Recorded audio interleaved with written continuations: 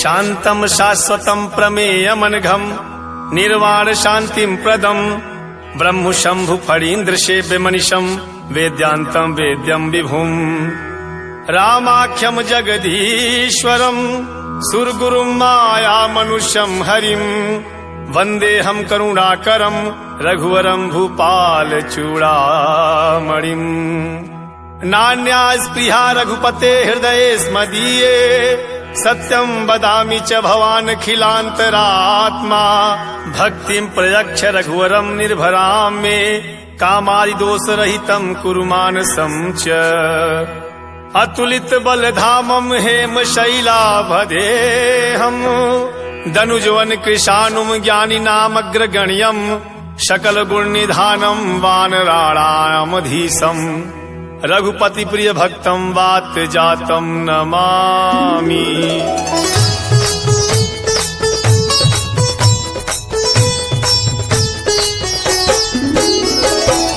जामवंत के वचन सुहाए सुनि हनुमंत हृदय अति भाए तब लगी मोहि परखहु तुम भाई सही दुख कंद मूल फल खाई जब लगी आवहु सीत ही देखी होई है काजू मोहि हर कवि सेठी यह कही नाई सबनी कहूँ माथा चले हरस ही अधरी रघुनाथा सिंधु तीर एक भूधर सुंदर कौतुक कूद चढ़ऊ ताऊ पर बार बार रघुबीर संभारी तरक्यऊ पवन तनय बल भारी जही गिरि चरण देई हनुमंता चले सोगा पाताल तुरंता जिमिया मोघ रघुपति करबाना एही भांति चलऊ हनुमाना जल निधि रघुपति दूत बिचारी है मैनाक हो ही समहारी हनुमान कही परसा कर पूरी कीन प्रणाम राम काज कीन्हे बिनु मोहि कहा विश्राम मोहि कहा विश्राम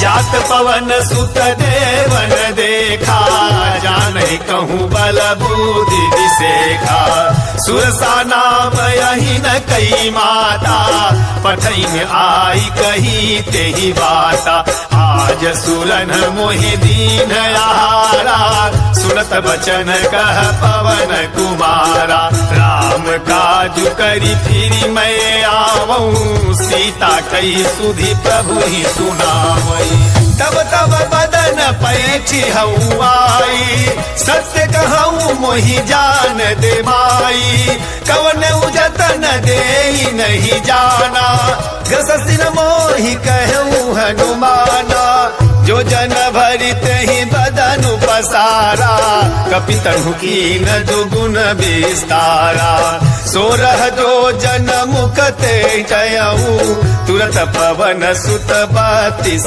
भयऊ जस जस सुरसा बदनु बढ़ावा तासु दून कपि रूप दिखावा सत जो जन तेहि आनन कीना अति लघु रूप पवन सुत लीना बदन पैठी पुनि बाहिर आवा मागा विदाता ही सिरुनावा मोहि सुरन जही लागी पठावा बुद्धि बल मरमु तोर मैं पावा राम काज सब करी हूँ तुम बल बुद्धि निधान आशीष दे गई सो हरस चले हनुमान हरस चले हनुमान निशिचर एक सिंधु महरही करी माया न भूके खग गई जीव जंतु जे गगन उड़ाई जल विलोक तिनके पर छाई गहई छाह सक सोन उड़ाई एहि विधि सदा गगन चर खाई सोई छल हनुमान कह कीन्हा तासु कपटु कपि तुरत ही चीन्हा ताहि मारी मारुत सुत बीरा बारधि पार गयऊ मति धीरा कहा जाई देखी बन शोभा गुंजत चंचरी मधुलोभा नाना तरु फल फूल सुहाए खग मृग बंद देखी मन भाए शैल विशाल देखिए के आगे तापर धाई चढ़ऊ भय त्यागे उमान कछु कपि के अधिकाई प्रभु प्रताप जो काल ही खाई गिरी पर चढ़ी लंका ते ही देखी कहीं न जाई अति दुर्ग विशेषी अति उतंग जल निधि चहु पासा कनक कोट कर परम प्रकाशा कनक कोट विचित्र मणिकृत सुंदरायतना घना चौहट्ट बट्ट सुबत्थ विधि चार पुर बहु विधि बना गजबाजी खच्चर निकर पदचर रथ बरूथ निकोगन बहुरूप निश्चर जूथ अति बल सेन वर्णत नहीं बन बाग उपवन बाटिका सरकूप बापी सोहई नर नाग सुर गंधर्व कन्या रूप मुनि मन मोहई कहु माल देह विशाल शैल समान अति बल कर जही नाना अखारन भिरहि बहुविधि एक एकन थर जही करि जतन भट कोटिन विकट तन नगर चहुदिसी रक्षहि कहु मही समान सुधेनु कर अज खल निशाचर भक्षहि एहि लागी तुलसीदास इनकी कथा कछु एक है कही रघुवीर सर तीरथ शरीरन त्यागी गति पै हई सही पुर रखवारे देखी बहु कवि मन कीन विचार अति लघु रूप धरऊ निसी नगर करऊ पैसार नगर करऊ पैसार मसक समान रूप कपि धरी लंक ही चले सुमिरि नरहरि नाम लंकिनी एक निशिचरी सो कह चले सि मोहि निंदरी जान ही नहीं मरम सठ मोरा मोर आहार जहाँ लगी चोरा मुठिका एक महाकपिहनी रुधिर बमत धरनी ठनमनी पुनि संभारी उठी सोलंका जोरी पानी कर विनय सशंका जब रावण ही ब्रह्म भर दीना चलत बिरंचि कहा मोहि चीना विकल हो सितय कपि के मारे तब जाने सुनि सिचर संघारे तात मोर अति पुण्य बहुता देखूं नयन राम कर दूता तात स्वर्ग अपवर्ग सुख धरई तुलाई गयंग तुलन ताहि सकल मिली जो सुख लव सतसंग जो सुख लव सतसंग प्रविश नगर की जय सब काजा हृदय राखी कौशलपुर राजा गरल सुधारी तू करही मिताई गोपद सिंधु अनल शीतलाई गरुड़ सुमेर रेणु समताही राम कृपा करि चितवा जाई अति लघु रूप धरऊ हनुमाना पैठा नगर सुमिरि भगवाना मंदिर मंदिर प्रति गरि शोधा देखे जहत अगणित जोधा गया दशानन मंदिर माही अति विचित्र कही जात सुनाही शयन किए देखा गति तेहि मंदिर महु न दीखी बई देही भवन एक पुनि दीख सुहावा हरि मंदिर तह भी न बनावा रामायुध अंकित गृह शोभा बरन न जाई नव तुलसी का वृंदतः देखी हरस कपिराई देखी हरस कपिराई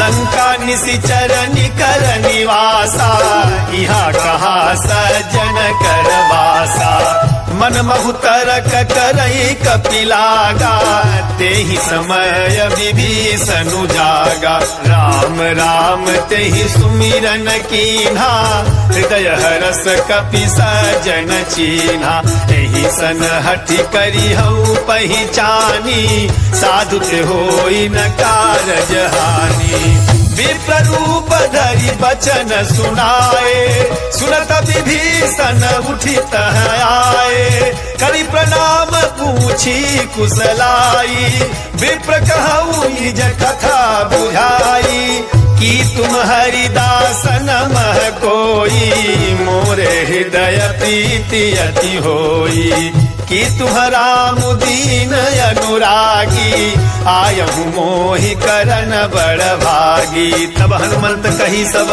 राम कथा निज नाम सुनत जुगल तन पुलक मन मगन सुमिर गुणग्राम मगन सुमिर गुणग्राम। सुनहु पवन सुत रहनी हमारी जिमि दसननि महु जीव बिचारी। तातक बहु मोहि जानी अनाथा करिहै कृपा भानुकुल नाथा। तामस तनु कछु साधन नाही प्रीति न पद सरोज मन माही।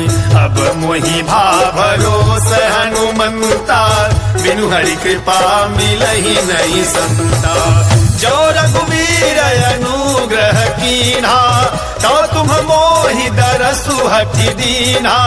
सुनहु विभीषण प्रभु कई रीति करहि सदा सेवक पर प्रीति। कहूँ कवन मैं परम कुलीना कपि चंचल सबहि विधिहीना। प्रात ले जो नाम हमारा तहि दिन ताहि न मिलय आहारा। असमय अधम सखा सुनु मोहु पर रघुवीर कीन्ही कृपा सुमिरि गुण भरे बिलोचन नीर भरे बिलोचन नीर। जानत हूँ अस स्वामी बिसारी फिरहि ते काहे न होहि दुखारी। एहि विधि कहत राम गुण गामा पावाय निर्वाच विसामा। मुनि सब कथा विभीषण कही जहि विधि जनक सुता तह रही। तब हनुमंत कहा सुनु भ्राता देखी चहु जानकी माता। जुगुति विभीषण सकल सुनाई चले पवन सुत विदा कराई। कर सोई रूप गयऊ पुनित हवा बनय शोक सीता रह जहवा। देखी मनहि महु कीन प्रणामा बैठहि बीति जात निस जामा। कृष तनु शीस जटाएक बेनी जपत हृदय रघुपति गुण श्रेणी। निज पद नयन दिए मन राम पद कमल लीन परम दुखी भा पवन सुत देखी जानकी दीन देखी जानकी दीन। तल पल्लव महुरा लुकाई करई विचार करो का भाई। तही अवसर रावनु तह आवा संग नारी बहु किए बनावा। बहु विधि खलसी तही समुझावा सामदान भय भेद दिखावा।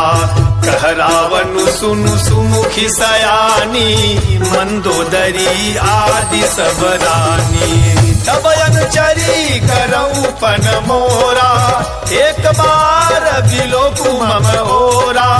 तिन धरोट कहत बई देही सुमिरि अवधपति परम सनेही। सुन दस मुख खद्योत प्रकाशा कबहु किनलनी करई विकासा। असमन समुझू कहती जानकी खल सुधि नहीं रघुवीर बान की। सठ सूने हरियान ही मोही अधम नील जलाज नहीं तोही। आप सुनि खद्योत सम राम ही भानु समान परुष वचन सुनि काढ़ियसी बोला यदि खिसियान बोला यदि खिसियान। सीता तय मम कृत अपमाना कटिहु तव सिर कठिन कृपाना। नाही तसपदि मानु मम बानी समुखी होती नत जीवन हानि। श्याम सरोज दाम सम सुंदर प्रभु भुज करी कर सम दस कंधर। सोभुज कंठ की तव यसी घोरा सुसठ यस प्रवान पन मोरा। चंद्रहास हरु मम परितापम रघुपति विरह नल संजातम।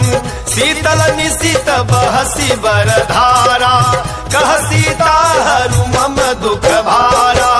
सुनत वचन पुनि मारन धावा मैं तनया कही नीति बुझावा। कहसी सकल निसी चरनी बोलाई, सीतहि बहु विधिता सहु जाई। मास दिवस महु का न माना, तो मैं मार विकारी कृपाना। भवन गए दस कंधर, यहाँ पिशाचिन वृंद, सीतहि त्रास देखा वही, धरहि रूप बहुमंद, धरहि रूप बहुमंद। त्रिजटा नाम राक्षसी एका, रामचरण रति निपुण विवेका। सब नौ बोली सुनाए सी सपना, सीतहि से करहु हित अपना। सपने बानर लंका जारी, जातु धान सेना सब मारी। घर आरूढ़ नगर दस सीसा, मुंडित सिर खंडित भुज बीसा।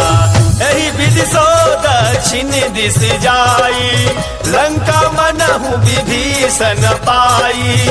नगर फिरी रघुबीर दोहाई, प्रभु प्रभु सीता बोली पठाई। यह सपना मैं कहूँ पुकारी, होई है सत्य गए दिन चारी। तासु वचन सुनिते सब डरी, जनक सुता के चरण परी। जत गई सकल तब सीता कर स्मरण सोच, मास दिवस बीते मोही मारहि निश्चर पोच, मारहि निश्चर पोच। त्रिजटासन बोली कर जोरी, मातु विपत्ति संगिनी तय मोरी। तजऊ देह करु बेगी उपाई, दुसह बिरहु अब नहीं सही जाई। आनि काठ रच चिता बनाई, मातु अनल पुनि देहि लगाई। सत्य करहि मम प्रीति सयानी, सुनै को श्रवण सूल समबानी। सुनत वचन पद गही समुझायसी, प्रभु प्रताप बल सुजसु सुनायसी। निसिन नल मिली सुनु सुकुमारी, अस कहि सो निज भवन सिधारी। कह सीता विधि भा प्रतिकूला, मिलहि न पावक मिटहि न सूला।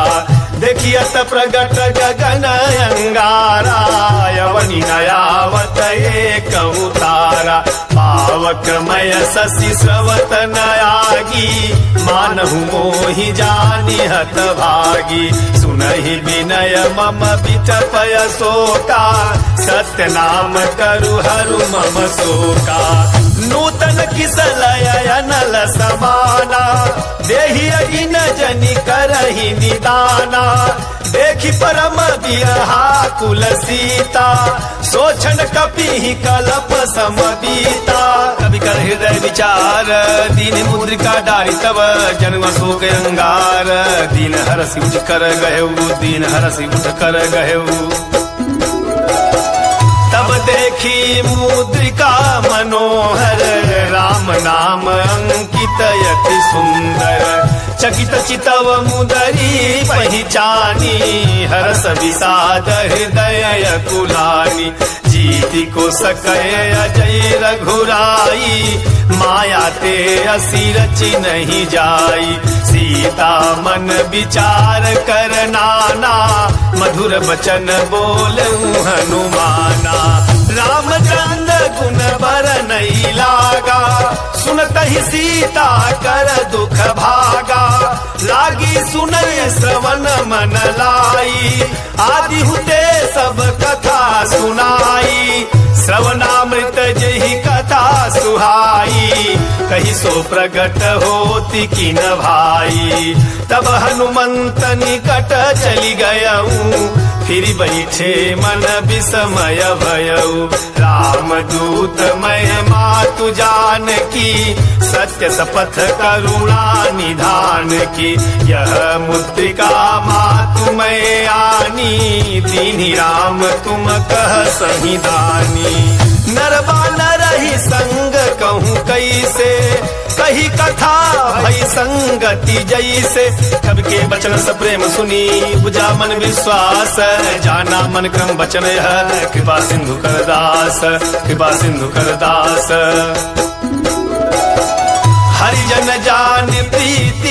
अति गाढ़ी सजल नयन पुलकावली बाढ़ी बूढ़त बिरह जलधि हनुमाना भयहु तात मो कहूँ जल जाना अब कहूँ कुशल जाऊं बलिहारी अनुज सहित सुख भवन खरारी कोमल चित कृपाल रघुराई कपि कही हेतु धरी निधुराई सहजबानी सेवक सुखदायक कबहु कसुरति करत रघुनायक कबहु नयन मम शीतलताता होई है निरखि श्याम मृदु गाता बचनु नयाव नयन भरे बारी नाथ हऊ निपट बिसारी देखी परम बिरहा कुल सीता बोला कपि मृदु बचन विनीता मातु कुशल प्रभु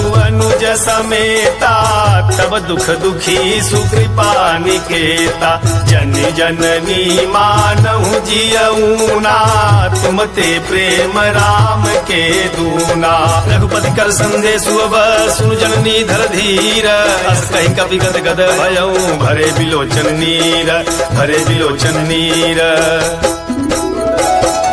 कहु राम वियोग तब सीता मोह कहूँ सकल भये विपरीता नवतरु किसलय मनहु कृषाणु काल निशा समनिशि शशि भानु कुबलय विपिन कुंत बन सरिसा बारिद तपत तेल जनु भरिसा जे हित रहे करत तई पीरा उरग श्वास समत विध समीरा कहे हुते कछु दुख घटी होई काहि कहूँ यह जानन कोई तब तो प्रेम कर मम यरु तोरा जानत प्रिया एक मनु मोरा सो मनु सदा रहत तो ही पाही जानु प्रीत रसुत नहीं माही प्रभु संदेश सुनत भई देही मगन प्रेम तन सुधि नहीं देही कह कपि हृदय धीर धरु माता सुमिरु राम सेवक सुखदाता पुरया नहु रघुपति प्रभुताई सुनि मम बचन तजऊ कदराई निश्चर निकर पतंग सम रघुपति बाण किसानु जननी हृदय धीर धरु धरे निशाचर जानु जरे निशाचर जानु जो रघुवीर होति सुधि पाई करते नहीं विलम्ब रघुराई राम बाण रवि हुए जानकी तब बरूत कहाँ जातु धान की अब ही मातु मैं जाऊं लवाई प्रभु आयसु नहीं राम दोहाई कछुक दिवस जननी धरु धीरा कपिन सहित आई है रघुवीरा निश्चर मार तो ही लई जई है तिहुपुर नार दादी जसु गई है सुत कपि सब तुम ही समाना जातु धान यति घट बलवाना मोरे हृदय परम संदेहा सुनि कपि प्रगट कीन निज देहा कनक भूधराकार शरीरा समर भयंकर अति बलवीरा सीता मन भरोस तब भयऊ पुनि लघु रूप पवन सुतलयऊ सुनु माता शाखा मृग नहीं बल बुद्धि विशाल प्रभु प्रताप ते गौ नहीं खाई परम लघु ब्याल खाई परम लघु ब्याल मन संतोष सुनत कपि बानी भगति प्रताप तेज बल सानी आशीष दीन्हि राम प्रिय जाना होहु तात बलशील निधाना अजर अमर गुण निधि सुत होहु करहु बहुत रघुनायक छोहु करहु कृपा प्रभु अस सुनि काना निर्भर प्रेम मगन हनुमाना बार बार नायसी पद सीसा बोला वचन जोर कर कीसा अब कृतकृत्य भयऊ मैं माता आशीष तव अमोघ विख्याता सुनहु मात मोहि अतिशय भूखा, लागी देखी सुंदर फल रूखा। सुन सुत करहि विपिन रखवारी, परम सुभट रजनी चर भारी। तीन कर भय माता मोहि नाही, जो तुम सुख मानऊ मन माही। देखी बुद्धि बल निपुण कपि, कहूँ जानकी जाहू। रघुपति चरण हृदय धरी, तात मधुर फल खाहू, तात मधुर फल खाहू। चले उनाई सिर पैठ बागा, फल खाए सितरु तो रही लागा। रहे तहाँ बहु भट रखवारे, कछु मारे से कछु जाई पुकारे। नाथ एक आवा कपि भारी, यही अशोक बाटिका उजारी। खाए से फल अरु बिटप पारे, रक्षक मर्दी मर्दी मही डारे। सुनि रावण पठये भट नाना, तिनहि देखी गरजऊ हनुमाना। सब रजनी चर कपि संघारे, गए पुकारत कछु अध मारे। पुनि पठयऊ तेहि अक्ष कुमारा, चला संग लई सुभट अपारा। आवत देखी बिटप गही तर जा, ताहि निपाति महाधुनि गर जा। कछु मारे कछु मरदेसी, कछु मिले सिधर धूर। कछु पुनि जाई पुकारे, प्रभु मरकट बल भूरी, प्रभु मरकट बल भूरी। सुनि सुत बधलंके सरिसाना, पठैस मेघनाद बलवाना। मारस जन सुत बांधे सुताही, देखिए कपि कहा कर आही। चला इंद्रजित अतुलित जोधा, बंधु निधन सुनि उपजा क्रोधा। कपि देखा दारुण भट आवा, कटकटाई गर जाय रुधावा। अति विशाल तरु एक उपारा, बिरथ कीन्ह लंकेश कुमारा। रहे महाभटता के संगा, गही गही कपि मर दई निज अंगा। तिनहि निपाति ताहि सन बाजा, भिरे जुगल मानहु गज राजा। मुठिका मारी चढ़ा तरु जाई, ताहि एक क्षण मूर्छा आई। उठी बहोरी की निसी बहु माया, जीति न जाई प्रभंजन जाया। ब्रह्म अस्त्र तेहि साधा, कवि मन की न विचार। जौन ब्रह्म सर मानऊ, महिमा मिटैय पार, महिमा मिटैय पार। ब्रह्मवान कपि कहूँ तेहि मारा, परतिहु बार कटुक संघारा। तेहि देखा कपि मूर्छित भयऊ, नाग पास बाण सिलई गयऊ। जासु नाम जपि सुनहु भवानी, भव बंधन काटहि नर ज्ञानी। दासु दूत की बंध तरुआवा, प्रभु कारज लगी कपि बंधावा। कपि बंधन सुनि निशिचर धाये, कौतुक लागी सभा सब आए।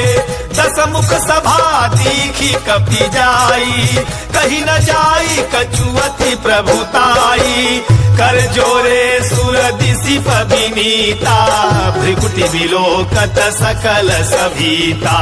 देखी प्रताप न कपि मन शंका, जिमि अहिगन महु गरुड़ शंका। कपि विलोकी दसानन, बिहसा कही दुर्बाद। सुत बल सुरद कीन पुनि, उपजा हृदय विषाद, उपजा हृदय विषाद। कहलंकेश कवन तय कीसा, कहीं केवल घाल ही मन खीसा। की धौ श्रवण सुनहि नहीं मोही, देखियो अति असंख्य सठ तोहि। मारे निशिचर कहीं अपराधा, कहु सठ तोहि न प्राण कई बाधा। सुनो रावण ब्रह्मांड निकाया, पाई जासु बल विरचित माया जाके बल विरंचि हरीसा पालक सृजत हरत दस सीसा जा बल शीस धरत सहसानन अंडकोश समेत गिरि कानन धरई जो विविध देह सुरताता तुम्हसे सठन सिखावनु दाता हर को दंड कठिन जही भंजा तही समेत निर्बदल मद गंजा कर दूषण त्रिशिराय रुबाली बधे सकल अतुलित बलशाली जाके बल लवलेश ते जीते चराचर झारी तासु दूत में जाकरी हरि आने हो प्रिय नारी हरि आने हो प्रिय नारी जानहु मैं तुम्हारी प्रभुताई सहस बाहु सन परी लराई समर वाली सन करी जसु पावा सुनि कपि बचन बिहसी बिहरावा खायऊ फल प्रभु लागी भूखा कपि सुभाऊ ते तोरेहु रूखा सबके देह परम प्रिय स्वामी मारहि मोहि कुमार गामी जिन्ह मोहि मारा ते मैं मारे कहीं पर बांधे तनय तुम्हारे मोहि न कछु बांधे कैलाजा कीन्ह चाहूं निज प्रभु कर काजा विनती करऊं जोरी कर रावण सुनहु मानत जी मोर सिखावन देखहु तुम निज कुलहि विचारी रमत जी भजहु भगत भयहारी जाके डर अति काल डेराई जो सुर असुर चराचर खाई तासो बयरु कबहु नहीं की जय मोरे कहे जान की दी जय शरणपाल रघुनायक करुणा सिंधु खरारी गए शरण प्रभु राखी है तब अपराध विसारी तब अपराध विसारी रामचरण पंकज उर धरहूँ लंकाय चल राजु तुम करहूँ ऋषि पुलस्ति जसु विमल मयंका तेहि ससि महु जनि होहु कलंका राम नाम बिनु गिरा न सोहा देखु विचारि त्यागी मद मोहा बस नहीं सोह सुरारी सब भूषण भूषित वर नारी राम विमुख संपत्ति प्रभुताई जाई रही पाई बिनु पाई सजल मूल जिन सरितन नाही बरस गए पुनित बही सुखाई सुंदर कंठ कहूँ पन रोपी विमुख राम ताता नहीं गोपी शंकर सहस विष्णु अज तोही सकहि न राखी राम कर द्रोही मोह मूल बहुसूल प्रद त्यागौ तब अभिमान भजहु राम रघुनायक कृपा सिंधु भगवान कृपा सिंधु भगवान यद्यपि कहीं कपि अति हित बानी भगति विवेक बिरति नयसानी बोला बिहसी महाअभिमानी मिला मही कपि गुण बड़ ज्ञानी मृत्यु निकट आई खल तोही लागे सी अधम सिखावन मोही उल्टा हुई है कह हनुमाना मति भ्रम तोर प्रगट मैं जाना सुनि कपि बचन बहुत खिसियाना बेगी नहरहु मूढ़ कर प्राणा सुनत निशाचर मारन धाये सचिवन सहित विभीषण आए नाई शीस कर विनय बहुता नीति विरोध न मारिय दूता आन दंड कछु करई गोसाई सबही कहा मंत्र भल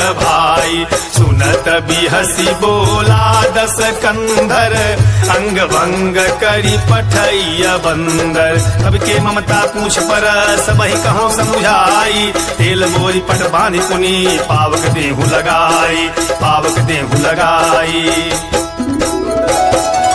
मुछहीन बानर तह जाई तब सठ निज नाथ ही लई आई जिनकै कीन्ही सी बहुत बड़ाई देखऊं मैं तिनकै प्रभुताई वचन सुनत कपि मन मुसुकाना भई सहाय सारद मैं जाना जातु धान सुनी रावण बचना लागे रचय मूढ़ सोई रचना रहा न नगर बसन घृत तेला बाढ़ी पूछ कीन कपि खेला कौतुक कह आए पुरवासी मारही चरण करही बहुहासी बाजही ढोल देही सब तारी नगर फेरी पुनि पूछ प्रजारी पावक जरत देखी हनुमंता भयउ परम लघु रूप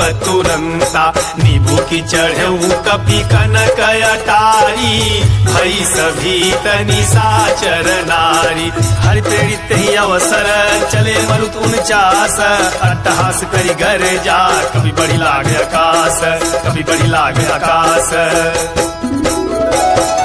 देह विशाल परम हरुआई मंदिर ते मंदिर चढ़ाई जलई नगर भालोग बिहाला झपट लपट बहु कोटि कराला तात मातुहा सुनिय पुकारा यही अवसर को हम ही उबारा हम जो कहाय कपि नहीं होई बानर रूप धरे सुर कोई साधु अवज्ञा कर फलु ऐसा जरई नगर अनाथ कर जैसा जारा नगर निमिष एक माही एक विभीषण कर गृह नाही ताकर दूत अनल जही सिरिजा जरा न सोते ही कारण गिरिजा उलट पलटी लंका सब जारी कूदी परा पुनि सिंधु मजारी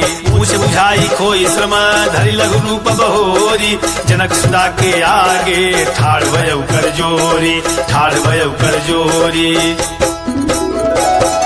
मातु मोहि दीजे कछु चीन्हा जैसे रघुनायक मोहि दीन्हा चूड़ा मणि उतारी तब दयऊ हर्ष समेत पवन सुतलयऊ कहु तात अस मोर प्रणामा सब प्रकार प्रभु पूरन कामा दीन दयाल बिरदु संभारी हरहु नाथ मम संकट भारी तात सक्र सुत कथा सुनायहूँ पान प्रताप प्रभु ही समुझायहूँ मास दिवस महु नाथु नयावा तो पुनि मोहि जियत नहीं पावा कहु कपि के विधि राखऊ प्राणा तुमहु तात कहत अब जाना तो ही देखी शीतली भई छाती पुनि मोह कहूँ सोई दिनु सो राती जनक सुत ही समुझाई करी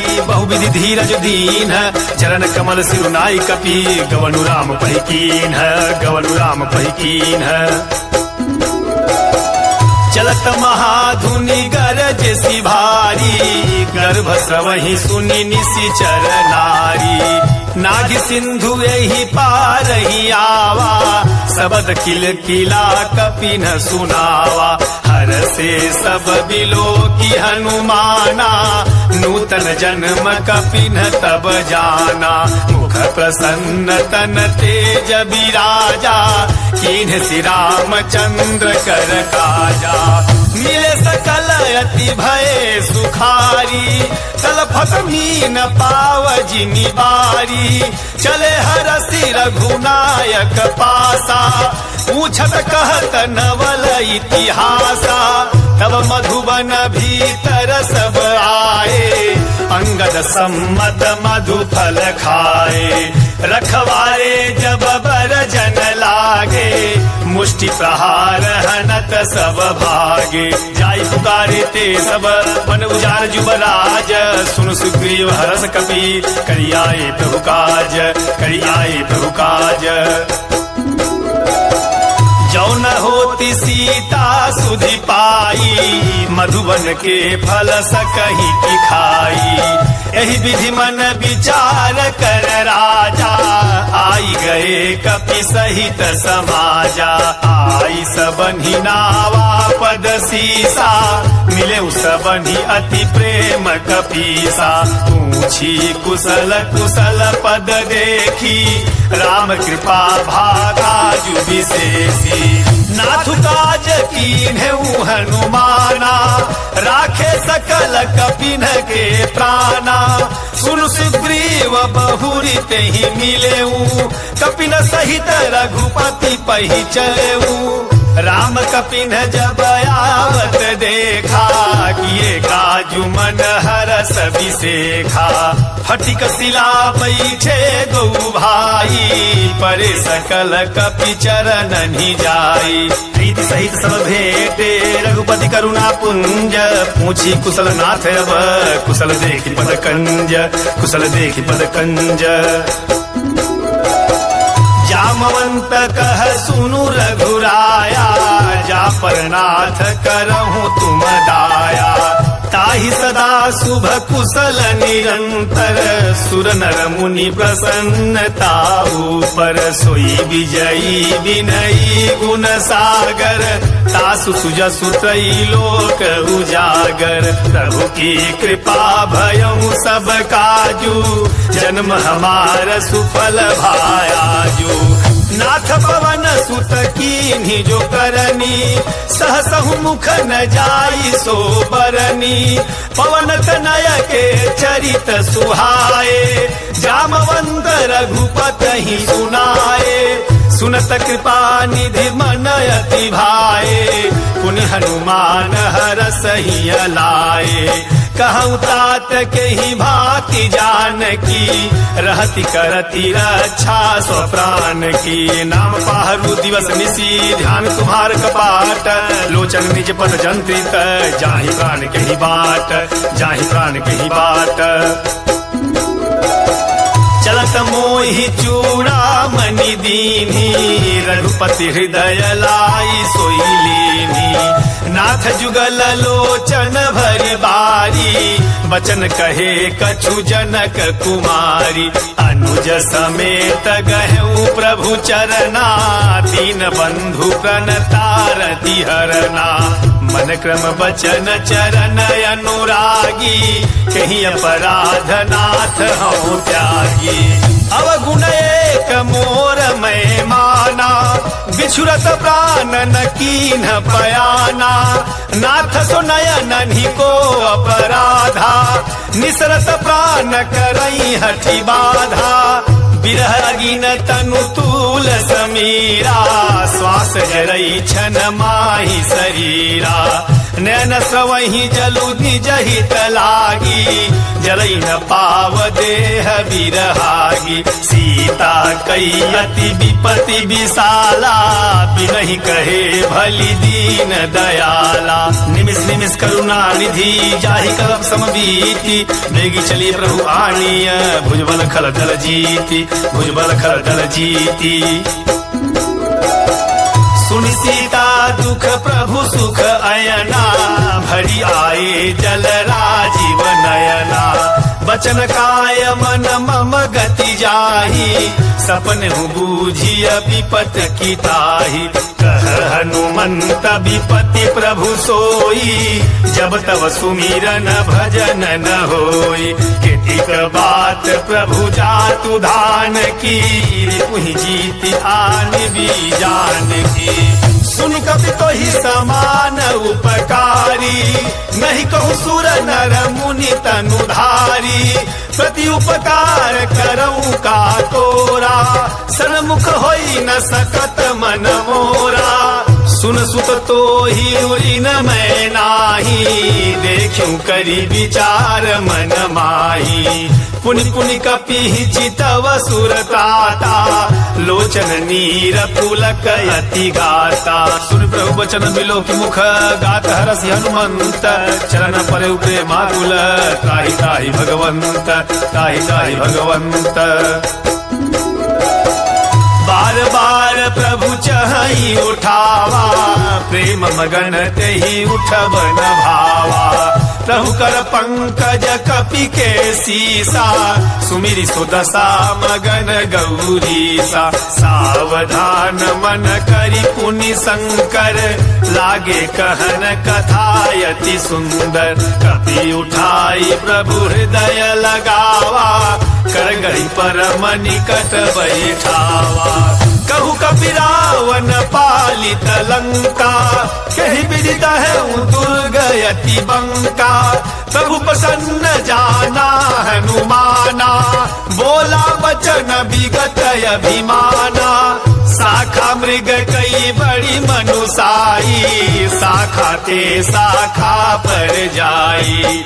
नाघि सिंधु हाटक पुर जारा, निशिचर गण विधि विपिन उजारा। सो सब तव प्रताप रघुराई, नाथ न कछु मोरी प्रभुताई। ताकहु प्रभु कछु अगम नहीं, जा पर तुम अनुकूल। तव प्रभाव बड़वान लही, जारी सकई खल तूल, जारी सकई खल तूल। नाथ भगति अति सुखदायनी, देहु कृपा करि न पायनी। सुनि प्रभु परम सरल कपि बानी, एवमस्तु तब कहूँ भवानी। उमा राम सुभाउ जेहि जाना, ताहि भजनु तजि भावन आना। यह संवाद जासुर आवा, रघुपति चरण भगति सोई पावा। सुनि प्रभु वचन कहीं कपि वृंदा, जय जय जय कृपाल सुख कंदा। तब रघुपति कपि पतहि बोलावा, कहा चलई कर करहु बनावा। अब विलंब के ही कारण कीजय, तुरत कपिन कहूँ आय सुदीजय। कौतुक देखी सुमन बहु बरसी, नभते भवन चले सुर हरसी। कविपति बेगी बोलाए, आए जूथ बजूथ, नाना बरन अतुल बल। बानर भालु बरूथ, बानर भालु बरूथ। प्रभुपद पंकज नावहि सीसा, गरजहि भालु महाबल कीसा। देखी राम सकल कपि सेना, चितई कृपा करि राजीव नयना। राम कृपा बल पाई कपिंदा, भय पक्ष जुत मनहु गिरिंदा। हरसि राम तब कीन्ह पयाना, सगुन भये सुंदर शुभ नाना। जासु सकल मंगलमय कीर्ति, तासु पयान सगुन यह नीति। प्रभु पयान जाना बई देही, हर की बाम अंग जनु कही देही। जोई जोई सगुन जान की होई, असगुन भयउ रावण नहीं सोई। चला कटक को बर नहीं पारा, गरजहि बानर भालु अपारा। नख आयुध गिरि पाद पधारी, चले गगन मही छाचारी। हे हरिनाद भालु कपि करही, डगमगाहि दिग्गज चिकरही। चिकरही दिग्गज डोल मही गिरि लोल, सागर खर भरे मन हरस सब गंधर्व। सुर मुनि नाग किन्नर दुख टर, कट कट ही मरकट विकट भट बहु कोट कोटि धावहि। जय राम प्रबल प्रताप कौशल नाथ गुण गण गावहि। सही सकन भार उदार अहिपति बार बारहि मोहहि। दसन पुनि पुनि कमठ पृष्ठ कठोर सो किमि सोहहि। रघुवीर रुचिर प्रयान प्रस्थिति जानि परम सुहावनि। जनु कमठ खर पर सर पराज सो लिखत अविचल पावनी। एहि विधि जाई कृपा निधि, उतरे सागर तीर। जहत लागे खांड फल, भालु विपुल कवि वीर, भालु विपुल कवि वीर। उहाँ निशाचर रहि सशंका, जब ते जारी गयऊ कपिलंका। निज निज गृह सब करहि विचारा, नहीं निशिचर कुल के रउबारा। जासु दूत बल बरनि न जाई, तेहि आए पुर कवन भलाई। दूत तिन्ह सन सुनि पुरजन बानी, मंदोदरी अधिक कुलानी। रहस्योरी करपति पगलागी, बोली वचन नीति रस पागी। कंतक रस हरिसन परिहरहु, मोर कहायति हित ही अधरहु। समुझत जासु दूत कई करनी, श्रवहि गर्भ रजनी चर घरनी। तासु नारी निज सचिव बोलाई, पठवहु कंत जो चहु भलाई। तव कुल कमल विपिन दुखदाई, सीता सीत निशा समराई। सुनहु नाथ सीता बिनु दीन्हे, हितन तुम्हार शंभु अज कीन्हे। राम बाण अहिगन सरिस निकर निशाचर भेक, जब लगी ग्रसत तब लगी जतन करहु तज टेक, जतन करहु तज टेक। श्रवण सुनी सठता करी बानी, बिहसा जगत विदित अभिमानी। सभय सुभाउ नारी कर साचा, मंगल महु भय मन अति काचा। जो आवई मर कट कटकाई, जियहि विचारे निशिचर खाई। कम पहिलो कप जाकी त्रासा, तासु नारी सभित बड़ी हासा। अस कही बिहसिता ही उरलाई, चले सभा ममता अधिकाई। मंदोदरी हृदय कर चिंता, भयउ कंत पर विधि विपरीता। बैठऊ सभा खबरी सिपाही, सिंधु पार सेना सब आई। बूझसी सचिव उचित मत कहूँ, ते सब हसे माष्ट करी रहूँ। जीते हूँ सुरासुर तब श्रम नाही, नर बानर के ही लेखे माही। सचिव वैद गुरु तीन जो प्रिय बोलहि भयास, राजधर्म तन तीन कर होई बेगही नाश, होई बेगही नाश। सोई रावण कहूँ बनी सहाई, स्तुति करई सुनाई सुनाई।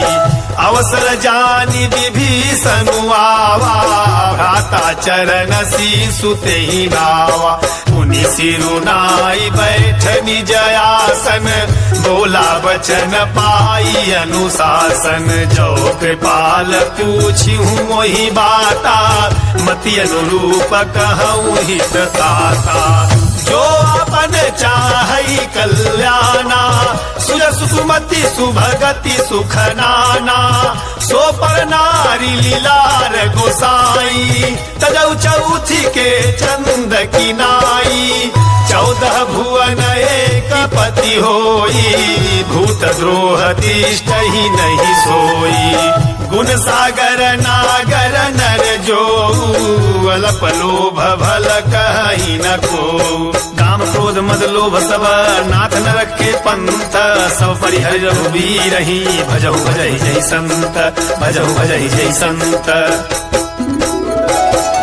तात राम नहीं नर भूपाला, भुवनेश्वर कालहु कर काला। ब्रह्म नामय अज भगवंता, व्यापक अजित अनादि अनंता। गोद्विज धेनु देव हितकारी, कृपा सिंधु मानुष तनुधारी।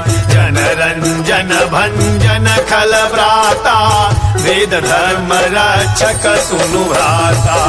ताहि बयरु तजी नाई माथा, प्रणतारति भंजन रघुनाथा। देहुनाथ प्रभु कहूँ बई देही, भजहु राम बिनु हेतु सनेही। शरण गए प्रभु ताहु न त्यागा, विश्वद्रोह कृत अघ जेहि लागा। जासु नाम त्रयतापन सावन, सोई प्रभु प्रगट समुझ जिय रावण। बार बार पद लागऊं विनय करहु दस शीस, परिहरि मान मोह मद भजहु कौशलाधीश। मुनि पुलस्त निज शिष्य सन, कही पठई यह बात। तुरत सुमय प्रभु सन कही, पाई सु अवसर तात, पाई सु अवसर तात। मालव माल्यवंत अति सचिव सयाना, तासु वचन सुन अति सुख माना। तात अनुज तव नीति विभूषण, सोर धरहु जो कहत विभीषण। त्रिभूत कर सकहत सठ दो, दूरी न करहु यहाँ है कोई। माल्यवंत गृह गयहु बहोरी, कहि विभीषण पुनि कर जोरी। सुमति कुमति सबके उर रही, नाथ पुराण निगम यस कहि। जहाँ सुमति तहाँ संपत्ति नाना, जहाँ कुमति तहाँ विपत निदाना। तब उर कुमति बसी विपरीता, हित नहित मानहु ऋतु प्रीता। काल राति निशिचर कुल केरी, एहि सीता पर प्रीति घनेरी। तात चरण गहि मागहु राखहु मोर दुलार, सीता देहु राम कहूँ अहित न होई तुम्हार, अहित न होई तुम्हार। बुध पुराण श्रुति सम्मत बानी, कही विभीषण नीति बखानी। सुनत दसानन उठा रिसाई, खल तुहि निकट मृत्यु अब आई। जियसि सदा सठ मोर जियावा, रिपु कर पक्ष मूढ़ तुहि भावा। कहसी न खलयस को जग माही, भुजबल जाहि जिता मैं नाही। मम पुर बसी तपसिन पर प्रीति, सठ मिलु जाइति नहीं कहूँ नीति। अस कहि कीन्हे सि चरण प्रहारा, अनुज कहे पद बारहि बारा। उमा संत कही है बड़ाई, मंद करत जो करई भलाई। तुम पितु सरिस भले ही मोहि मारा, राम भजे हितनाथ तुम्हारा। सचिव संग लई नभ पथ गयऊ, सबहि सुनाई कहत यस भयऊ। राम सत्य संकल्प प्रभु सभा काल बस तोरी, मैं रघुवीर शरण अब जाहु देहु जनि खोरी, जाहु देहु जनि खोरी। अस कही चला विभीषण जबहि, आयुहीन भये सब तबहि। साधु अवज्ञा तुरत भवानी, कर कल्याण अखिल कई हानि। रावण जबहि विभीषण त्यागा, भयउ विभव बिनु तबहि अभागा। चलेउ हरषि रघुनायक पाहि, करत मनोरथ बहु मन माहि।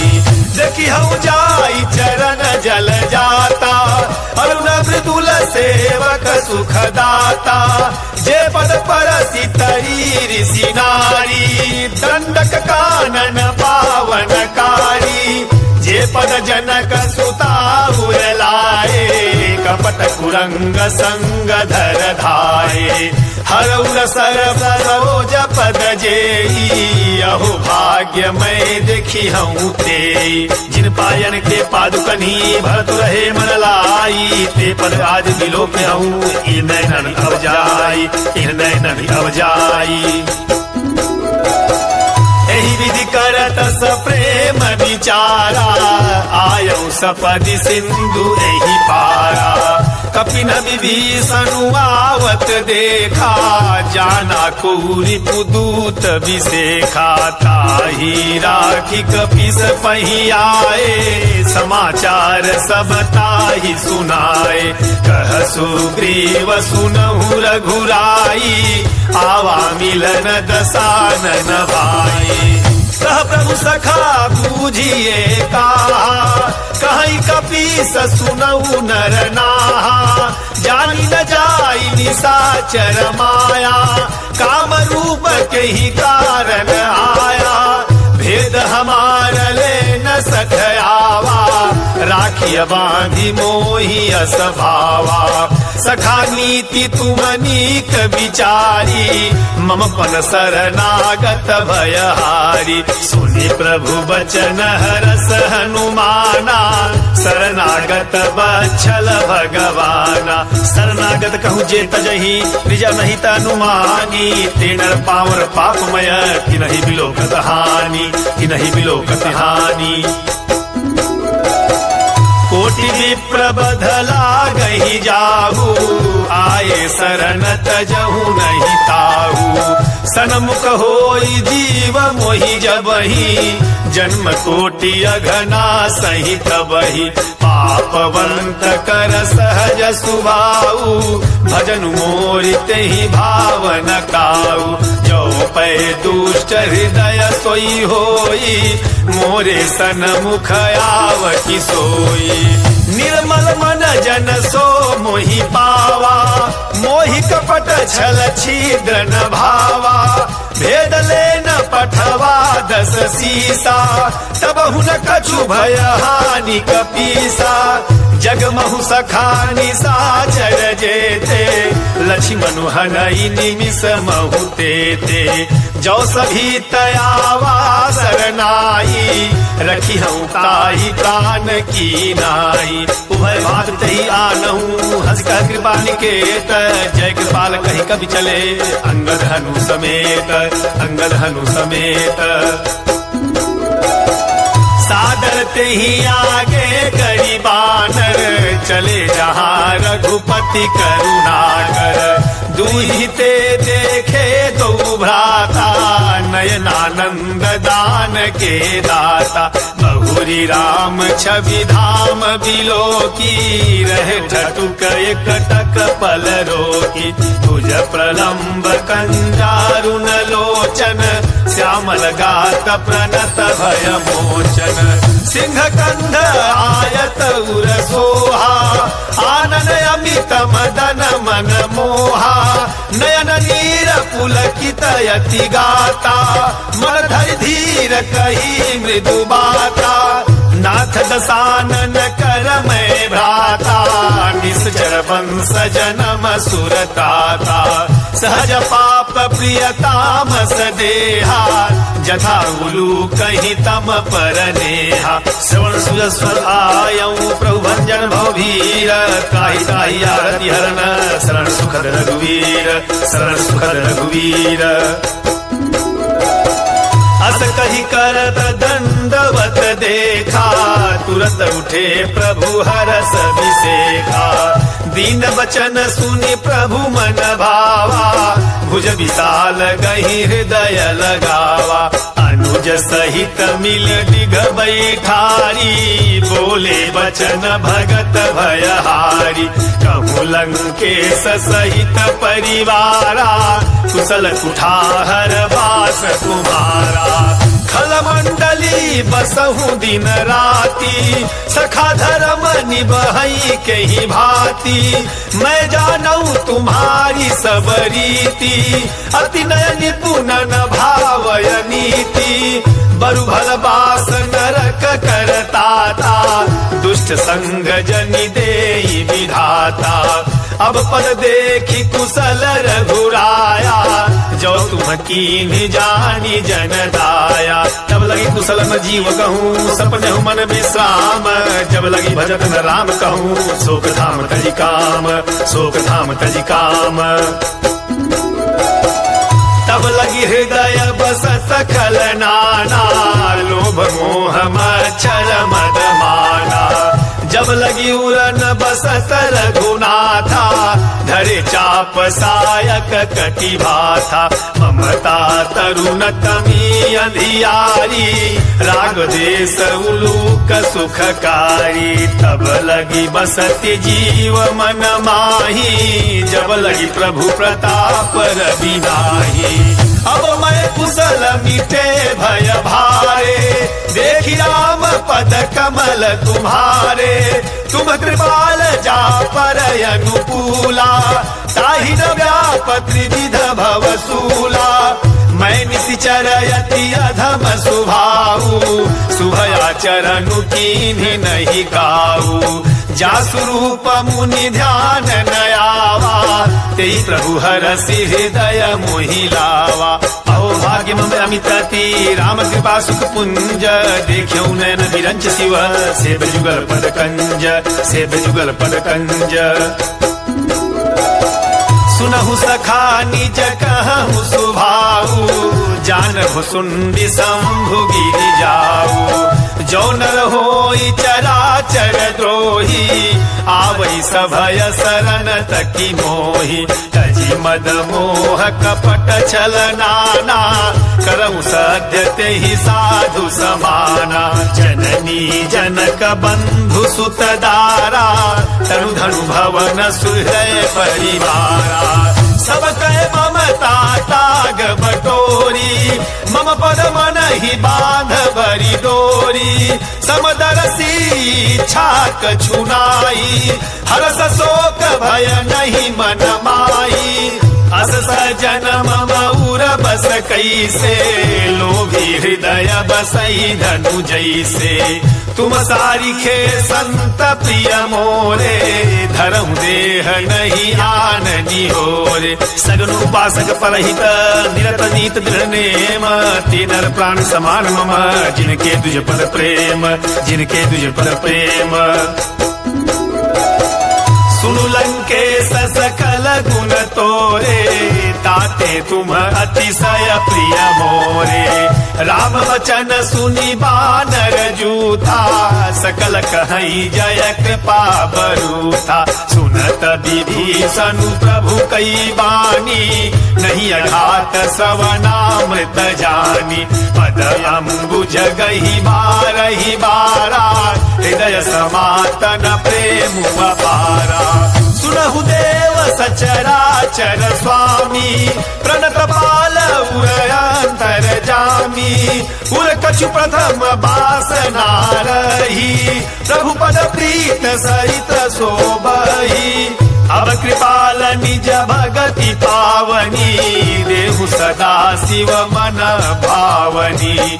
एवमस्त कही प्रभु रन धीरा मागा तुरत सिंधु कर नीरा। जपि सखा तव इच्छा नाही मोर दरसु अमोघ जग माही। अस कही राम तिलक तेहि सारा सुमन वृष्टि नभ भई अपारा। रावण क्रोध नल निज श्वास समीर प्रचंड जरद विभीषण राख्यऊ दीनऊ राजखंड।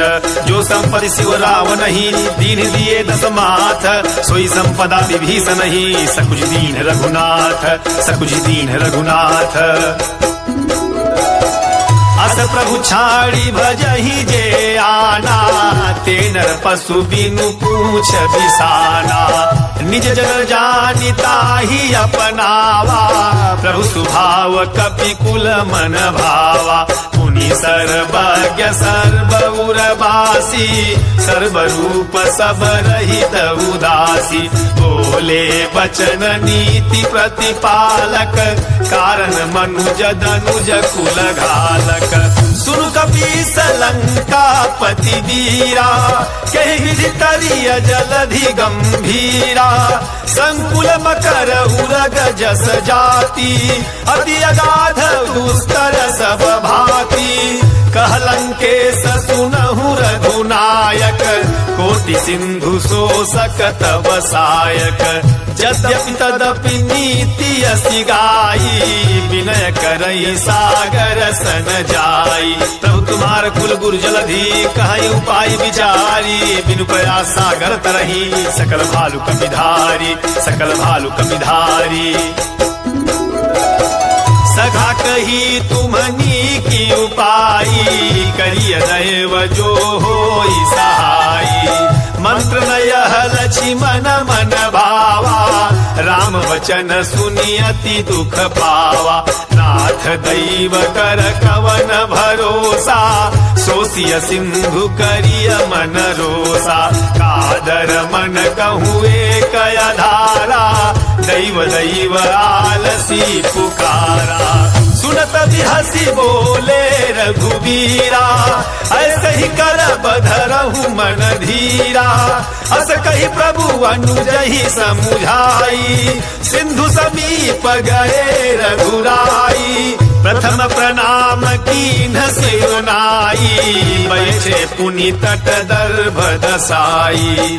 जब ही विभीषण प्रभु पहियाए, पाछे रावण दूत पठाए। सकल चरित्र देखे धरे कपट कवि देह, प्रभु गुण हृदय सराही। शरणागत परनेह, शरणागत परनेह। प्रगट बखानहि राम सुभाऊ, अति सप्रेम गा बिसरि दुराऊ। रिपु के दूत कपिन तब जाने, सकल बांधी कपिस पहियाने।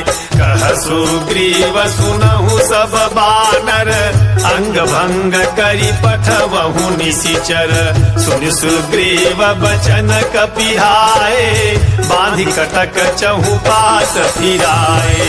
बहु प्रकार मारन कपि लागे, दीन पुकारत तदपि न त्यागे। जो हमार हरना साकाना, कही कौशलाधीश आना। सुनि लक्ष्मण सब निकट बोलाए, दया लागी हंसी तुरत छोड़ाए। रावण कर दीजहु यह पाती, लक्ष्मण बचन बाचु कुल घाती। कहु मुखागर मूढ़ सन मम संदेश उदार, सीता दे मिलऊ न आवा काल तुम्हार, आवा काल तुम्हार। तुरत नाई लक्ष्मण पद माथा, चले दूत बरनत गुण गाथा। कहत राम जसु लंका आए, रावण चरण शीस तिन्ह नाए। हसी दसानन पूछी बाता, कहसी न सुख आपनी कुशलाता। पुनि कहूँ खबरी विभीषण केरी, जाहि मृत्यु आई अति नेरी। करत राज लंका सठ त्यागे, होई हई जव कर कीट भागी। पुनि कहूँ भालु की सकट काई, कठिन काल प्रेरित चली आई। जिनके जीवन कर रखवारा, भयउ मृदुल चित सिंधु विचारा। कहूँ तपसिन कई बात बहोरी, जिनके हृदय त्रासयति मोरी। की भई भेंट की फिरी गए, श्रवण सुजस सुनि मोर। कहसी नरि कुदल तेज बल, बहुत चकित चित तोर, बहुत चकित चित तोर। नाथ कृपा करी पूछहु जैसे, मानहु कहा क्रोध तजी तैसे। मिला जाई जब अनुज तुम्हारा, जात ही राम तिलक ते ही सारा। रावण दूत हमई सुनि काना, कपिन बांधि दीने दुख नाना। श्रवण नासिका काटई लागे, राम सपथ दीने हम त्यागे। पूछहु नाथ राम कटकाई, बदन कोटि सत बरनि न जाई। नाना बरन भालु कपिधारी, विकटानन विशाल भयकारी। जही पुर दहेउ हतेउ सुत तोरा, सकल कपिन महते ही बलु थोरा। अमित नाम भट कठिन कराला, अमित नाग बल विपुल विशाला। द्विविध मयंद नील नल, अंगद गद विकटासी। नरि मुख के हरि निसट सठ, जामवंत बलरासी, जामवंत बलरासी। एक सब सुग्रीव समाना, इन्ह सब कोटि न गनई को नाना। राम कृपाय तुलित बल तिन्हि, तिन समान त्रैलोक ही गनहि। असमय सुना श्रवण दस कंधर, पदुम 18 जूथप बंदर। नाथ कटक महसो कपि नाही, जो न तुमहि जीतै रन माही। परम क्रोध मी जही सब हाथा, आय सुपै न देहि रघुनाथा, सो सही सिंधु सहित जस ब्याला, पुरहि न भरी कुधर विशाला, मर्द गर्द मिल वही 10 सीसा, ऐसे ही बचन कहीं सब कीसा, गरजहि तरजहि सहज असंका, मानहु गसन चहत ही लंका, सहज सूर कवि भालु सब पुण्य सिर पर प्रभु राम, रावण काल कोटि कहूँ जीत सकहि संग्राम, जीत सकहि संग्राम, राम तेज बल बुद्धि विपुलाई, शेष सहस सत सकहि न गाई, सकसर एक सोसी सत सागर, तब भ्रातहि पूछऊ नयनागर, तासु बचन सुनि सागर पाही, मागत पंथ कृपा मन माही, सुनत बचन बिहसा 10 सीसा, जो वसिमति सहाय कृत कीसा, सहज भीरु कर बचन दृढ़ाई, सागर सन छानी मचलाई, मूढ़ मिसा का करसी बड़ाई, रिपु बल बुद्धि था मैं पाई, सचिव सभी विभीषण जाके, विजय विभूति कहा जगता के, सुनि खल बचन दूतरि सबारी, समय विचारी पत्रिका काढ़ी, रामानुज दीन्ही यह पाती, नाथ बचाई जुड़ा बहु छाती, बिहसी बाम करलीन्ही रावण, सचिव बोली 60 लाग बचावन, बातन मनई रिझाई 60 जनिघाल सिकुल खीस, राम विरोधन उबरसी शरण विष्णु अजईस, कीतली मान अनुज इव पदुकर पंकज भिंग, होई की राम सरानल, खलकुल सहित पतंग, खलकुल सहित पतंग, सुनत सभय मन मुख मुसुकाई, कहत दसानन सबहि सुनाई, भूमि पराकर गहत अकासा, लघु तापस कर बाग बिलासा, कह सुकनाथ सत्य सब बानी, समुझहु छाणी प्रकृति अभिमानी, सुनहु बचन मम परिहरि क्रोधा, नाथ राम सन तजहु विरोधा, अति कोमल रघुवीर सुभाऊ, यद्यपि अखिल लोक तर राऊ, मिलत कृपा तुम पर प्रभु करी, उरय अपराध न एक उधरी, जनक सुता रघुनाथ ही दीजे, इतना कहा मोर प्रभु की जय, जब तही कहा देन बई देही, चरण प्रहार कीन 60 तेहि, नाई चरण सिरु चला सुतहा, कृपा सिंधु रघुनायक जहाँ, करी प्रणाम निज कथा सुनाई, राम कृपा आपनि गति पाई, ऋषि अगस्त की साप भवानी, राक्षस भयउ रहा मुनि ज्ञानी, बंदी राम पद 12 बारा, मुनि निज आश्रम कहूँ पगुधारा, इन्हें न मानत जलद जड़, गए 3 दिन बीत, बोले राम सकोप तब, भय बिन होई न प्रीत, भय बिन होई न प्रीत, लक्ष्मण बाण सरासन आनु, सो बारिध बिसिख कृषाणु, 60 सन विनय कुटिल सन प्रीति, सहज कृपन सन सुंदर नीति, ममता रथ सन ज्ञान कहानी, अति लोभी सन विरति बखानी, क्रोधी समकामी हरि कथा, उसर बीज बए फल जथा, अस कही रघुपति चाप चढ़ावा, यह मत लक्ष्मण के मन भावा, संधान्यु प्रभु बिसिख कराला, उठु दधि उरंतर ज्वाला, मकर उरग झस गनय कुलाने, जरत जंतु जल निधि जब जाने, कनक धार भरी मणि गण नाना, विप्र रूप आयऊ तजिमाना, काट डाटहि पै कदरी फरई कोटि जतन सोसीच विनय न मान खगेश सुनु डाटहि पै नवनीच डाटहि पै नवनीच